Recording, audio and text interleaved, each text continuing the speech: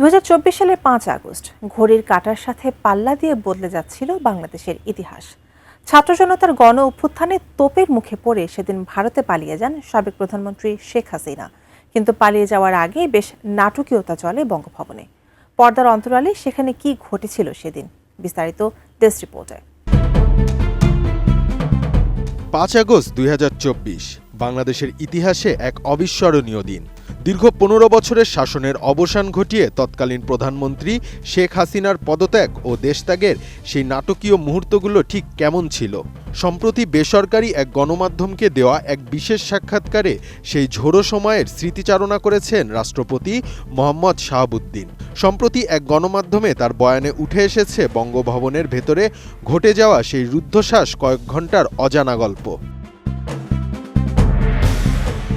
রাষ্ট্রপতি জানান, 5 আগস্ট দুপুরের আগ পর্যন্ত বঙ্গভবনের কেউ আঁচ করতে পারেননি ঘটনার ভয়াবহতা ঠিক কোন পর্যায়ে গিয়ে ঠেকবে। বেলা 12টার দিকে খবর আসে প্রধানমন্ত্রী বঙ্গভবনে আসছেন এবং তার জন্য হেলিকপ্টার প্রস্তুত রাখা হয়েছে। রাষ্ট্রপতির নির্দেশে নিরাপত্তারক্ষীরাও পজিশন নিয়ে নেন, কিন্তু এর মাত্র 30 মিনিটের মাথায় দৃশ্যপট আমূল বদলে যায়।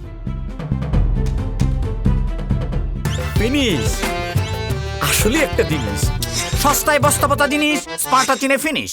12:30টায় হঠাৎ জানানো হয় প্রধানমন্ত্রী আর আসছেন না। এর কিছুক্ষণ পরেই রাষ্ট্রপতি জানতে পারেন তিনি ইতিমধ্যে দেশ ত্যাগ করেছেন। পুরো ঘটনা প্রবাহ ছিল মাত্র 30 থেকে 40 মিনিটের এক তীব্র ও অবিশ্বাস্য দ্রুতগতির পরিবর্তন। বিকেল 3টার দিকে সেনাপ্রধান জেনারেল ওয়াকারুজ্জামান টেলিফোনে রাষ্ট্রপতিকে প্রথম বিস্তারিত পরিস্থিতি অবহিত করেন। টেলিভিশনে সেনাপ্রধানের জাতির উদ্দেশ্যে দেওয়া ব্রিফিং শেষ হওয়ার পর 3 বাহিনীর প্রধান বঙ্গভবনে আসেন। রাষ্ট্রপতি সেই সময়ের স্মৃতি হাতড়ে বলেন, তখন তাদের প্রায় কিংকর্তব্য বিমূঢ় অবস্থা। কি করা যায়, কিভাবে কি হবে, এসব নিয়ে তারা প্রায় 2 থেকে 3 ঘন্টা দীর্ঘ আলোচনায় বসলেন। সেই আলোচনার প্রেক্ষাপটেই সিদ্ধান্ত হয় দেশের প্রধান রাজনৈতিক দলগুলোর নেতৃবৃন্দকে দ্রুত বঙ্গভবনে ডাকা হবে।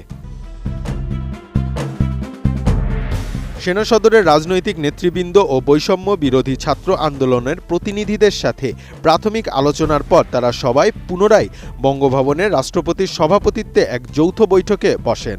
সেই ঐতিহাসিক সভায় দেশের শান্তি ও স্থিতিশীলতা বজায় রাখাকেই সর্বোচ্চ গুরুত্ব দেওয়া হয়। সভায় মূলত 3টি প্রস্তাব উত্থাপিত হয়েছিল: তত্ত্বাবধায়ক সরকার, সর্বদলীয় বা জাতীয় সরকার এবং অন্তর্বর্তী সরকার।